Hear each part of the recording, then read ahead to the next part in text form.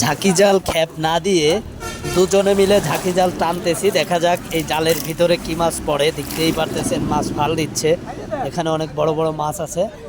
এটা ধরার জন্য আমরা অলরেডি নেমে পড়েছি এবং ঝাঁকি জালটারা পুকুরের ভিতর টান দিয়ে ছেড়ে দিয়েছি। এই যে দেখতে পারতেছেন মাছে করতেছে, ভিতরে জালের ভিতরে মাছ অলরেডি পড়ে গিয়েছে। সেটা এখন আমি আস্তে ধীরে ধীরে জাল টানতেছি। এর ভিতরে বড় মাছ পড়েছে, দেখা যাক কি হয়। সম্ভবত এই পুকুরে আছে বড় কাতলা, সেটাই পড়ে যাওয়ার সম্ভাবনা। দেখা যাক কি হয়। আপনারা সাথেই থাকুন, দেখতে থাকুন। জাল আমি আস্তে আস্তে টানতেছি, আপনারা কিছু সময়ের ভিতরেই দেখতে পারবেন। ভিডিওটির সাথেই থাকুন, দেখতে পারবেন যে এই ঝাঁকি জালে কি মাছ উঠেছে। আপনাদের দেখানোর জন্যই মূলত ভিডিওটা করা। এই যে দেখতে পারতেছেন আশা যেটা ছিল যে কাতলা মাছ উঠবে, সে কাতলা মাছ পড়েছে, সম্ভবত একটা পড়েছে।